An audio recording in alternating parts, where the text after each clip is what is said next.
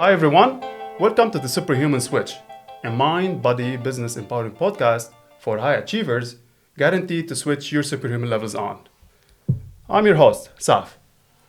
Today I'm joined with Zeina.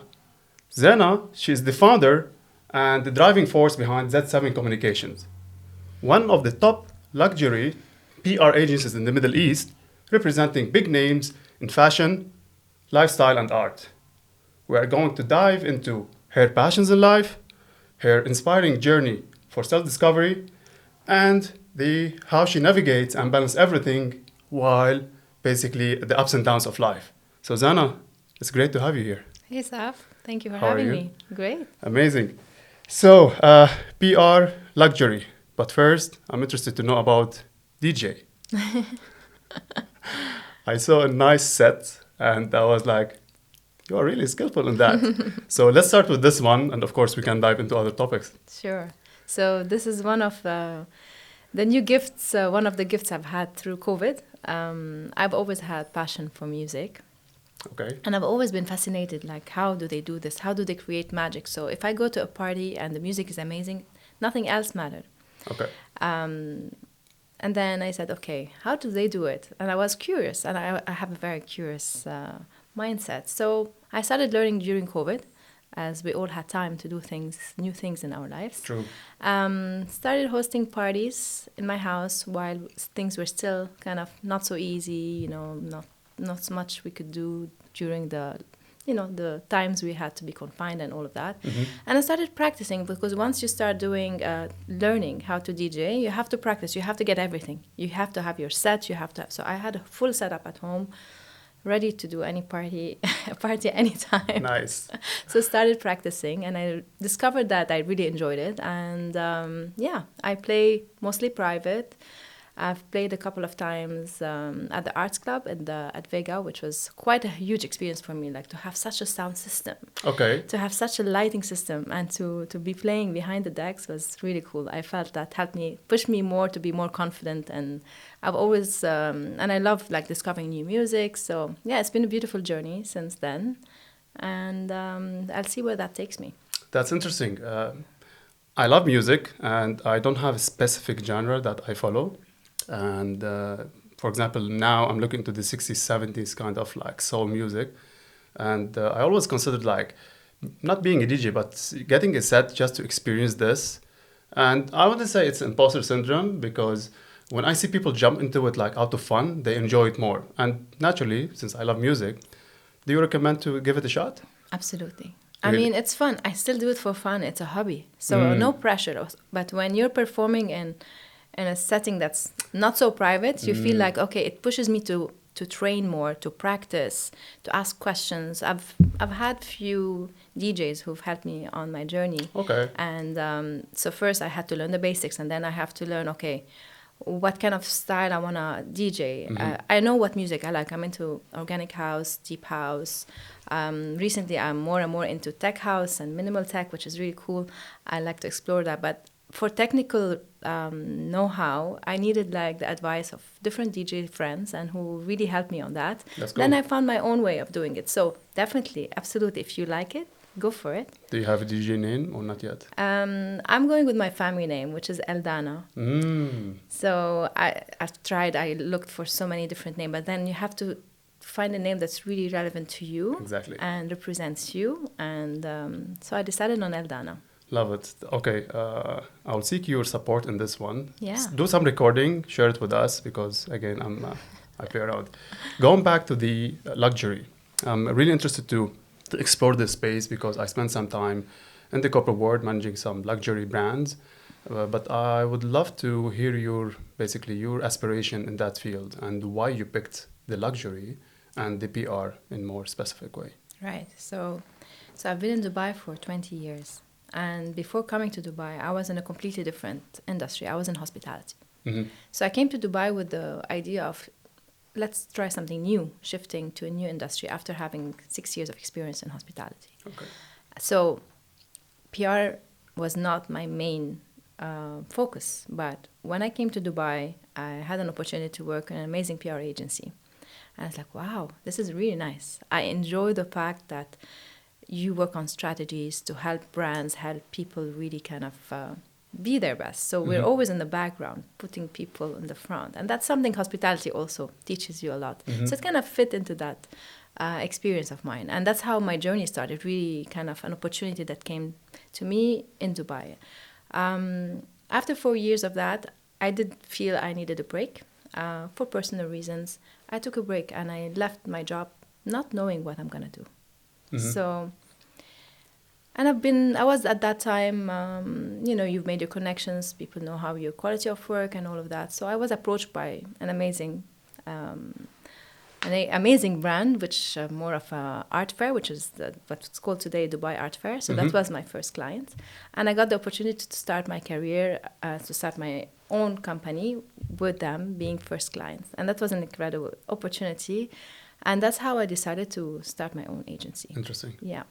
So why luxury is, we're in Dubai, and Dubai is a hub for luxury. And at that time, we're talking about 2007, Dubai was booming.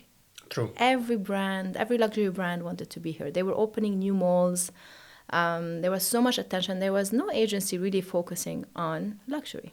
And I feel quite connected to that world in a very humble way, very curious about history, the craftsmanship, the know-how, the experience.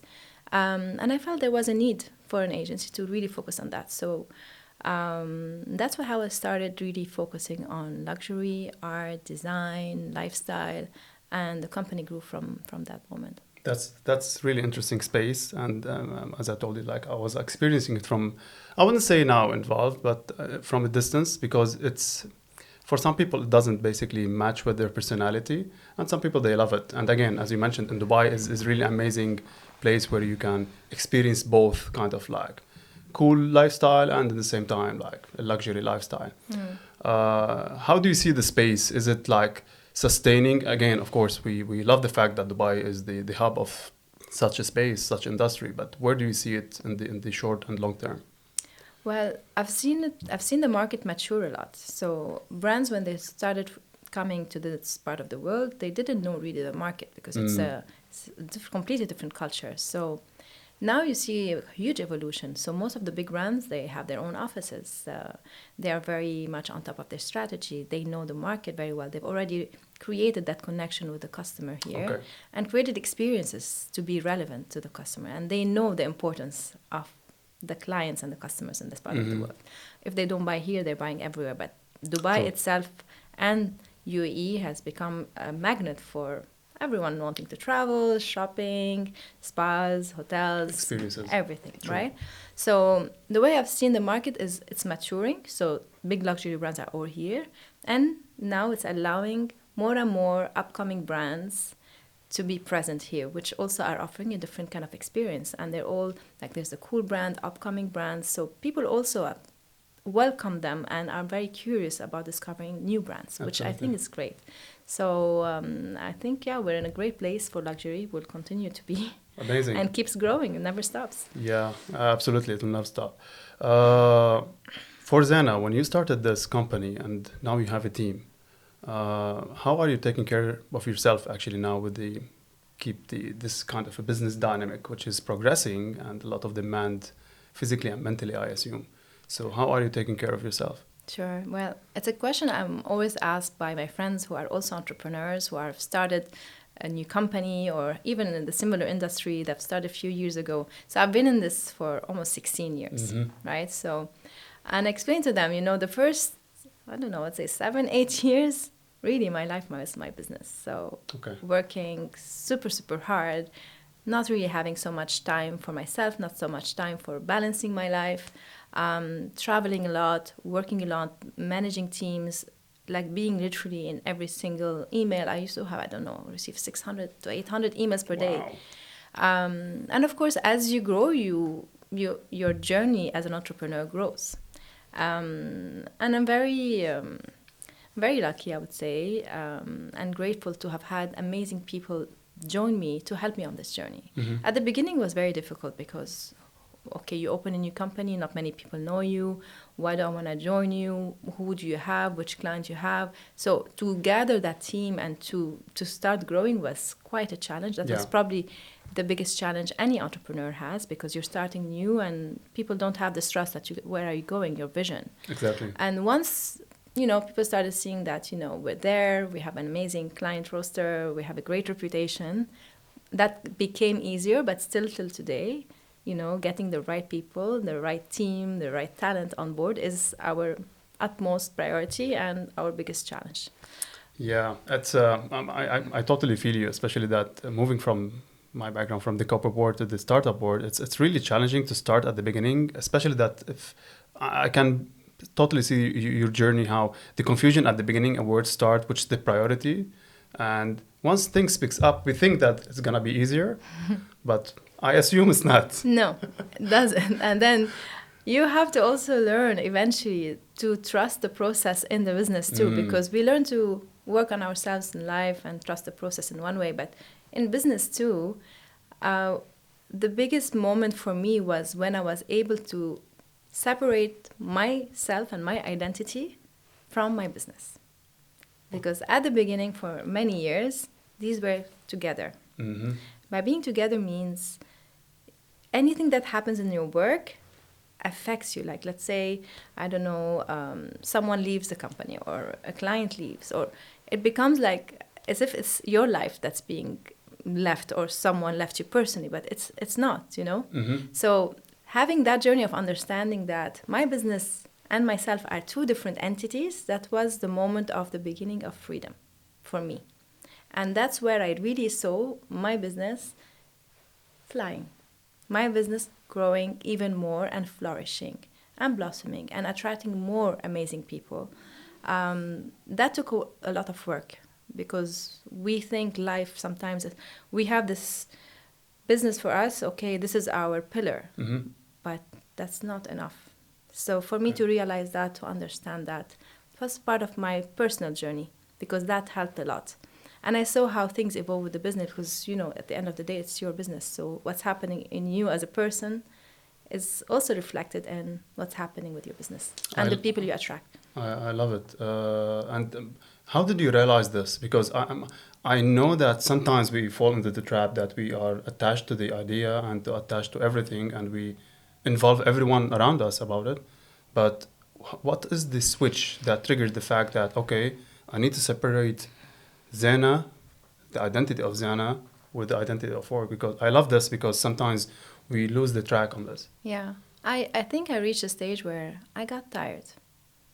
And I felt there was a big load on my shoulders, especially that I'm alone. I'm the only owner of the business. I didn't have a partner to talk to, discuss things. And so it was a huge responsibility on my shoulder.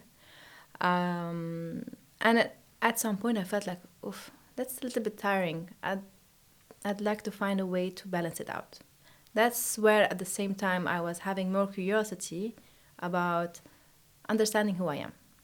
Mm-hmm. And that's how it started. So when I started focusing on me, who I am as a person, what happened in my past, how did that impact me, how did that impact my relationships, and kind of do that work on the internal side, that's when it naturally happened without me deciding I need to do that. It just happened. Mm-hmm. That's where, with few years' work, I realized that I can separate the two, and I needed to separate the two, because I also deserve, as a Zeina, to exist the way I want to exist. So that was a beautiful journey for me, with all its ups and downs and how difficult it is to see the truth, to see the reality of who you are. And naturally, this evolved into understanding and making that kind of beautiful balance between the two. Who is Zeina? Who's Zeina? One thing is like, I've always been true to who I am. Mm-hmm. So I've always, who I am was there.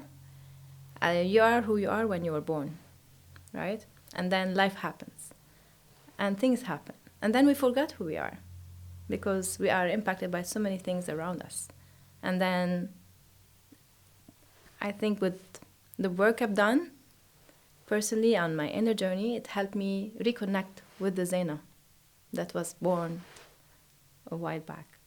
So who I am someone looking forward to always finding a beautiful balance in life. I'm very curious. I like to discover new things. And that curiosity, I think couple of months ago, someone asked me, what are you most grateful for? And each person was saying something. I'm grateful for my children. I'm grateful for my business. And I come to like, I'm grateful for my curiosity. And they look at me, it's like, wow, we haven't heard that before.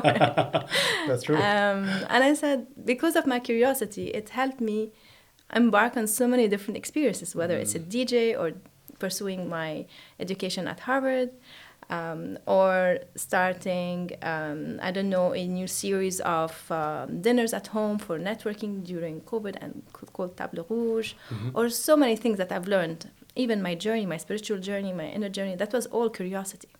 Love it. So with that, curiosity takes you a long way. So I'm curious. I'm very caring. When I love people, I really love them and I give them my all. At the same time, I could say maybe a mix of an introvert and extrovert. Even though I'm in PR, it's great, but I also feel like I need my. This is a follow-up question to see where's the introvert here. So I also need my me time. I need my walks. I need nature. So I like to have that also well balanced. I can go on and on, but you discovered me. I think you draw an amazing picture about who you are, and I'm really interested to dive into how your journey in self-discovery, because I strongly believe that it's an ongoing journey. No one can, okay, I found it. It's really helpful to see how this, basically, as an outcome, what are the things that you define it as your values, and this will help you out in defining your purpose in life, which is an ongoing journey. I cannot just give it in one label, but people will become unease. Yesterday, I was having a conversation with a friend of mine, and most of us, we are confused because we don't have a purpose in life. And I think it's a common question. What's the high tips to help others how to start with this journey? Because I think you are already past long distance, and I assume that you have a lot of tips that you can help us with. I mean, just talking about the purpose point, and it's something that I've been also seeking and searching and looking for, and I'm not there yet, but I don't know how much this purpose really how much pressure it puts on us as well, because I know you love Eckhart Tolle, and he always say the purpose. What purpose? Purpose is to be in the now, right? True. So this whole pressure on us, like who we are, what do we want to do, where we want to go. I believe everything comes to us at the right time. We can't just fast forward something to reach somewhere. So this is one thing, is to believe that everything happens at the right time when you're fully ready for it. That relaxes me a lot, because instead of me doing like, hey, what I can do, and constantly chasing a thrill or an excitement or this or an idea, I let it flow and see what comes my way. I know it's not easy though. For the high achievers. You didn't make it simple, but you gave it a healthy perspective. Yeah. How to look into things, don't rush it, yeah. Yeah. Some other tips, I would say,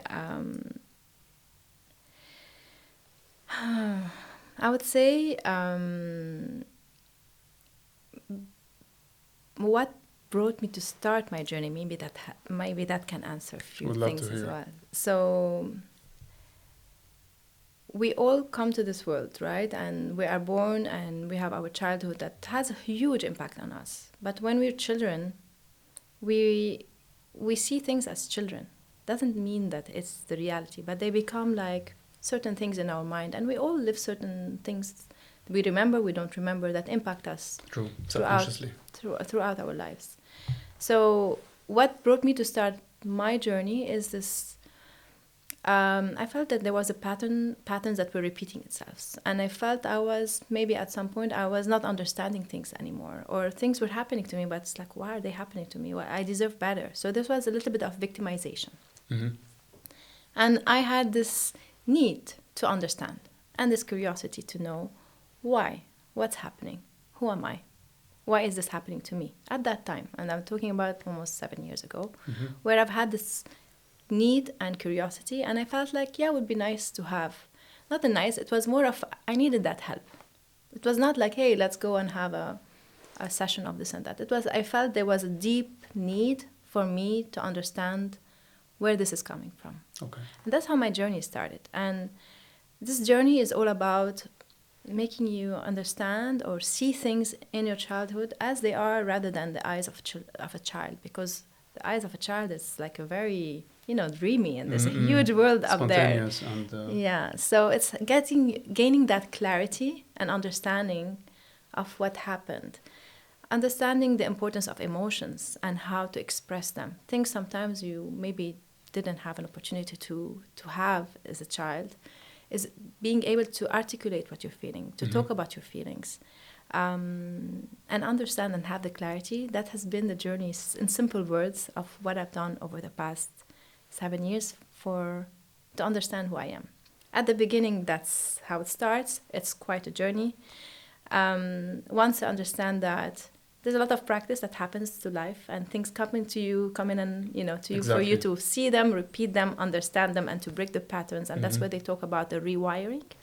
Rewiring takes time, because if you've been all your life on a certain wire, conditioned in a certain way, you need some time to break that and to rewire whatever conditioning that was. But is this based on this increasing the self-awareness, how to become more aware of these patterns? Yes. And there are so many modalities. You have therapy, like psychoanalysis. There is lots of family constellations. There's energy work. There's so many different ways that you can choose, because there's no one formula that fits all. I see. And each person has their own way. So for people who have the curiosity, they will do it because it's going to happen to them in a way it's like, I need to figure it out. True. And for those who feel like I don't have that much awareness to understand where it starts, that answer will come to them as well. So, but maybe my advice is, if you can try different modalities and see what really resonates the most with you and what really makes you feel, it's like, that aha moment starts coming in, then great. If you feel comfortable with that, then go for it. It's not an easy.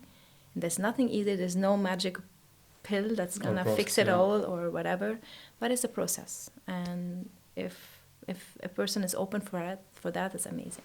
Yeah, I think the openness is a big challenge for most of the people. That is this something that I believe in, or is it going to bring benefits?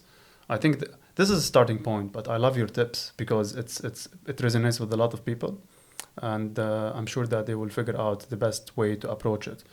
What are your daily practices now, considering that you have this knowledge and journey, and how you make sure that you are on track with no expectation of outcome? I fully understand this one, but what's your daily practices now?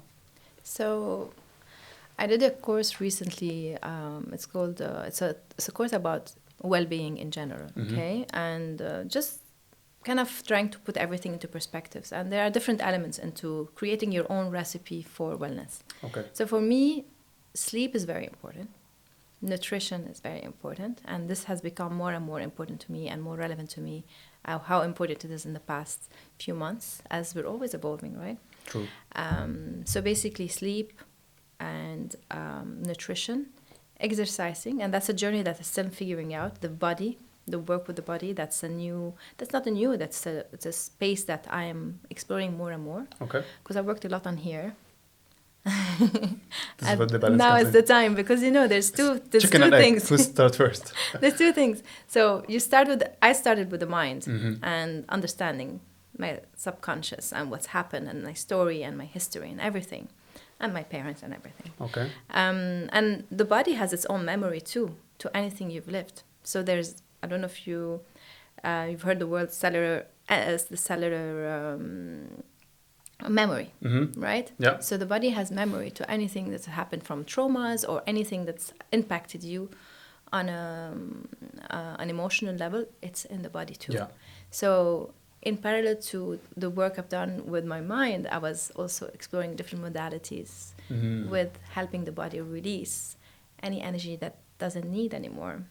And that's more where I would like to do more and more work. So that's where my focus right now is since the past couple of years. Nice. So sleep and nutrition and exercises are the basics, but we all think we take them for granted.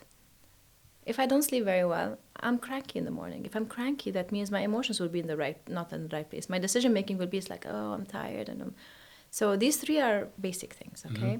Then what works with me very well is like grounding is amazing. So let's say if I have some things on my mind and I'm not able to make a decision or I'm feeling a little bit down, I would go for a walk on the beach. I would go for a walk on the grass. There's a lot of energy that we get from nature. That's true. Right? Yeah. So this is grounding. Meditation is great too. I don't do it every day, but I do it when I feel like called to do it, or I feel like, yeah, I would like to have some meditation. So I don't have very strict rules in my life. I don't like rules so much, or a very, very set routine. Yeah. I do have certain pillars of things that needs to be there, but it's not like this is how it is and this is how I do. Yeah, So I feel there's a that little you're bit of putting freedom. pressure. Exactly, you're putting pressure. Okay, Yeah. I need to do this in this time. So Yeah. So I feel like a sense of freedom of listening to my body and what it feels like doing, and I will go with that. Another great tool that's really helped me throughout is journaling.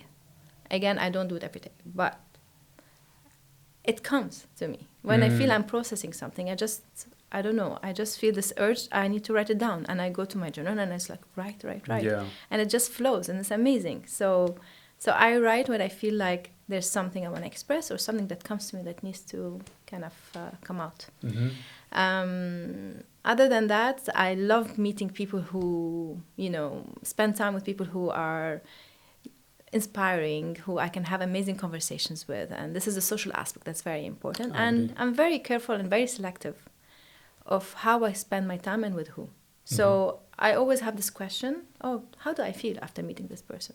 Great. I feel positive and, light. Great. And sharing energies. Yeah. And if I don't, and then I'm more aware. It's just having awareness of who you want to spend your time with. It's very important. Who you want to share your energy with. So these are a few tips. I love them all. I just remembered now when we had a chat once on a coffee and we're discussing this kind of process of like routines, where my mind is like, it likes to work on a system, like this hour I have to do this, where all what you mentioned, because I do breath work and I meditate and I journal back to back and I do them on a daily basis. But what I really liked about your recommendation, not to put pressure when to do them. Well, this is where I started, after our discussion, I started to play around with the idea. I said, okay. And now, for example, in the journaling, I'm experiencing now the audio journaling. Nice. While walking in the morning. Instead of like sitting and writing, if any idea comes to my mind, just I say it while I'm walking. And I started, this is an interesting way to reflect or to bounce the idea or even to flush it out from my system. Yeah. But the best advice now you gave me, just to take it easy with all of this. Because to be honest, I don't say that this will make you or break you, but I started to notice the benefit out of them. How I'm connecting with nature, again, to being grounded. And we discussed basically the meditation stage between the night and the day and the first birds, I hear them. It's amazing, this transition. And these practices, amazing tips, but no pressure, because it's really important to start small and see where this will take you, and not, okay, I have to do 1, 2, 3, 4 times, because it will take you to like weird places. And it's important that you enjoy whatever you're doing. True. Because for me, for example, if I put everything so much, each person has a different way, right? So True. I know I have friends who will say, I need to run every day. It's because it makes them feel great. So each person has a different way. Some of my friends say, I need to meditate every day, because they feel that it's what they really need to go through whatever they're going through, and to make them feel like to increase their happiness, happy hormones, or whatever it is, because we resonate with different things. Some people love to swim. Some people love to listen to podcasts. True. And there's so many different ways of meditation. And for me, meditation itself, I feel being in the moment is the best way of meditation. And this is what meditation is all about at the end. It's for you to be in that moment without thinking of anything. It's to give a break to your mind. And during COVID, funny enough, you know how stressful it was for everyone. And I live alone. I'm single. I have a dog and a cat. And I was like, in this house, it's like, okay, what do I do? How do I break my day and everything? And at the beginning, literally at the start of how we had to all make tough decisions, how to deal with the business, how True. to help the team and everything, we're going through. That was a lot of pressure on me. And my mind was nonstop. I was starting to feel a little bit anxious at night. And I don't have anxiety, but I was feeling like a little bit weird. Yeah. And I discovered that, I have some puzzles. So I got a puzzle out. And I started doing puzzles. It was incredible. It was my meditation. It's like an escape. Yes, Being because in the flow on something like. I could not think of anything. So that gave my mind a break from overthinking. Okay. And from that, I was able to eventually make That's the other best than decision DJing? I could do. That's other than DJing. Yeah. Yeah. That was before the DJing. That was literally at the beginning, the first couple of months, literally the March and April 2020, when it first hit us. Okay. No, it's definitely, I'm like, a lot of people can resonate with this, including myself, but I was more into the physical side of things. I was trying to, don't judge me, even the lockdown, I was running, I was going out without... I tried too. I love running. without even the permission, but I was like, okay. I was stopped by the police twice. Oh, It's really? like, but I'm just running. It's like, no, go back. It's like, I cannot. so I started running around the house. I cross the street, I come back. Yeah, that's smart. Some people, they luckily we moved here and I was doing some training in the garden, but it's I totally feel with the other people that they were like being in an apartment and some of them they don't have like proper window because I used to live there before and like I can imagine the challenge. But of course some people they looked into it positively where they discovered themselves and discovered new things, and some people basically unfortunately they didn't take it well. On the physical side, you mentioned something now, you work on the mind, now you're moving to the movement, let's call it. What are the things that you are interested in now? So I'm loving Pilates. Mm-hmm. And I've always loved Pilates, but maybe I found an instructor that I resonate very well with, and I'm really loving the work. It's just, I feel it's like resetting my nervous system. Okay. So nervous system is another thing that's happening in the background. We have no clue, but it affects us in so many different ways, the quality of our sleep, mental health, so many different ways, True. Energy level. So anything that can help, like this is yoga, Pilates, anything that helps you kind of really kind of tone down, stretch the body. For me, it's been great for that. So this is one thing I'm really kind of committed to these days.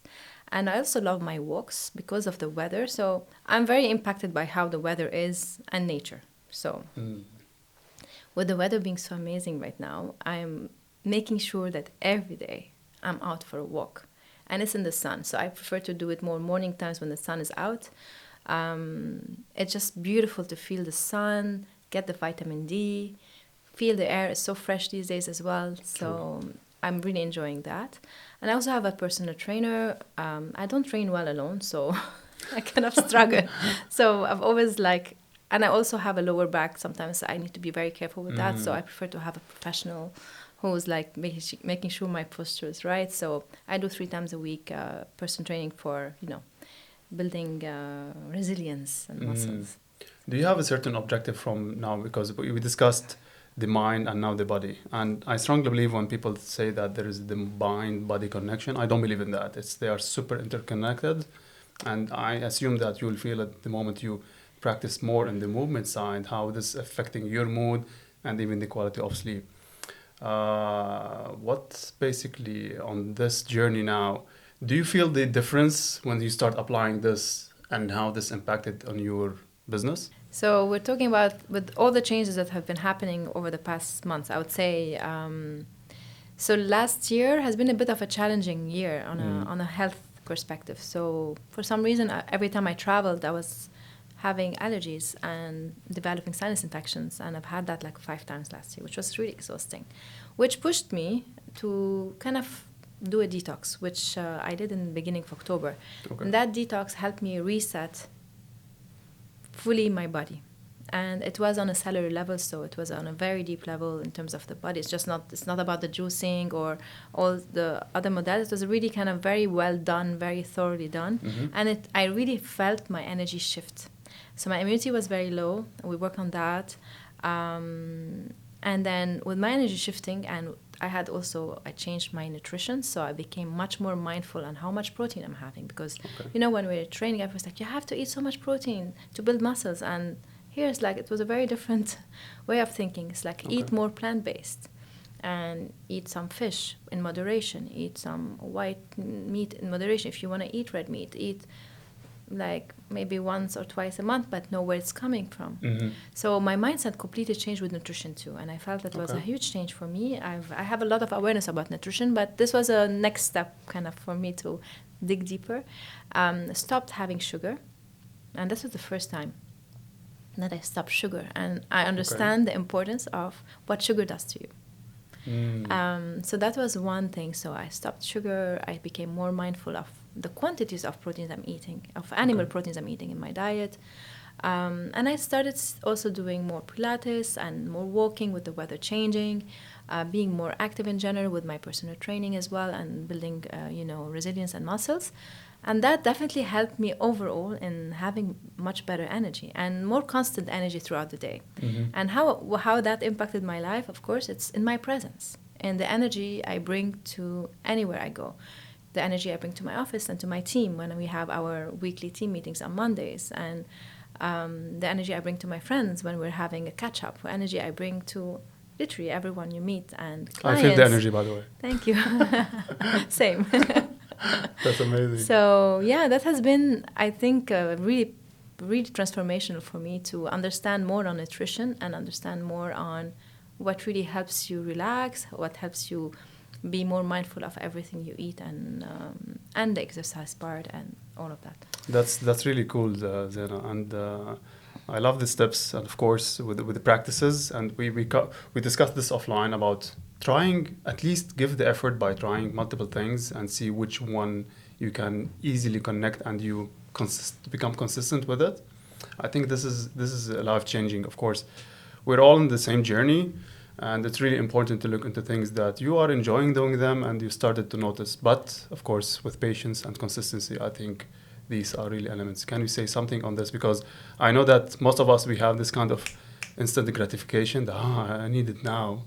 But what are your thoughts on this one? On the patience and I want it now? Yeah. Or on making, like, when you try something, give it some time before you judge Leave it up to you. You decide on the answer. I think we all want quick fixes in life, Mm. including me. I've tried even everything, like in so many different, like, I want to do this because this is much faster. And then I realized, like, it doesn't work. You try so many things. So understanding that, things take time, it's great because it helps you relax a little bit from pursuing. Mm-hmm. Also, understanding that it's okay to be still and not pursue your next thrill and not always be, what's next? Like, even to give an example in my life, like, I love traveling.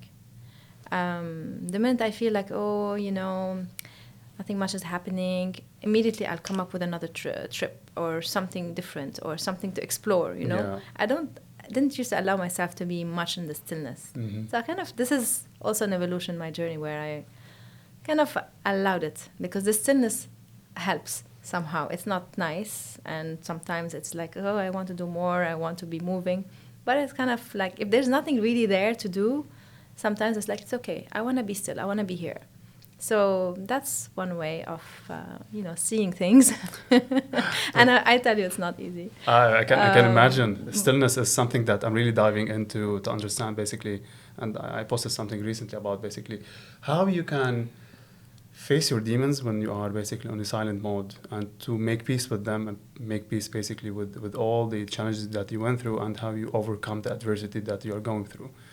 I know I started to fall in love with it the moment you make peace, but I fully understand that not everyone can really sit and like reflect. Yeah, and before you make peace, make war with that. So accept the feelings that you're feeling. If you're feeling anger, it's okay. Because I know people who is like feeling angry and they feel like, oh no, I don't. Anger is amazing. That means you're letting it out. That means you're realizing something. Why not? If you're feeling fear, feel it. So what? You're feeling scared. Accept that I'm feeling scared. It happens.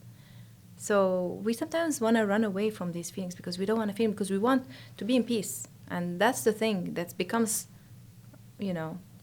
going forward fast, but thinking like if I just let it be, I move on, doesn't mean that you're sorted out.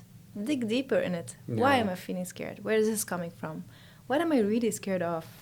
You know, it's not like I feel scared now, I shouldn't be scared, I have to move on. No, it's okay. So this part of accepting our feelings, whether they're anger or happiness, or whether they're fear or encouragement, and I want to do it all and conquer it all, it's okay. They all exist. We are living in the duality of life, right? There's light and there's dark.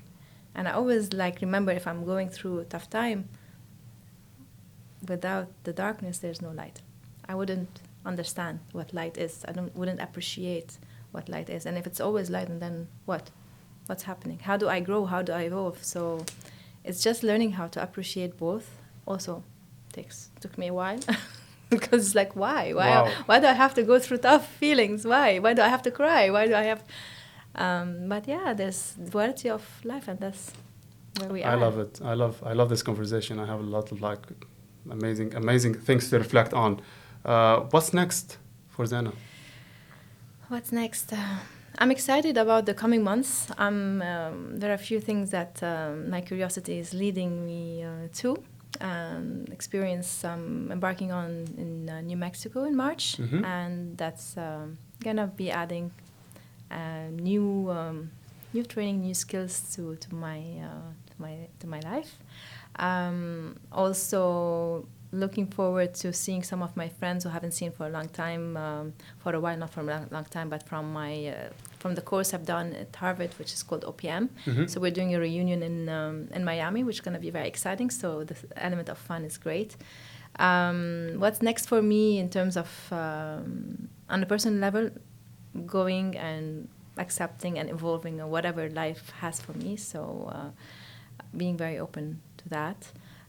Business is going great, and keep empowering my team and working closely together to keep doing what we're doing, and finding ways also to disrupt a little bit the industry. So that's something I'd like to kind of dig deeper on. What can we do differently, more and more, to differentiate ourselves? But yeah, I hope that answered a bit your question. I wish you all the best. Thank I'm sure you. you're gonna break ground. No doubt in that, Zeina. Where people can find you? In social media. It's easy to find. It's like, you can find me at the beach walking. And that's a common answer, which is I love it. Okay, maybe you'll see me. You can find me in D3. Basically, I'm on Instagram. It's Zeina, Zeina.Eldana, and I'm also on LinkedIn. So usually LinkedIn is more related to business news and things we're achieving as under my business, but quite active on social media, and not too active, but in a nice way that gives both from a professional and my personal life. Yeah, I'll make sure that they are in the show notes, so interesting people, they might be able to reach you. Zeina, keep the energy. I love it. I love this conversation. It will not be the last one, I can assure that. Thank you, everyone, for tuning in, and I really appreciate the comments and reaching out. I'll do my best to keep improving on this one. Special thanks to my son, who's helping me in the podcast production. If you want to support the show, please follow, review, share. We are on your favorite podcast applications, and we are on YouTube. Superhuman Switch, get your switch on. Zeina. Thank you so much for this opportunity. Appreciate it. Thank you. I love what you're doing. Bye. Bye.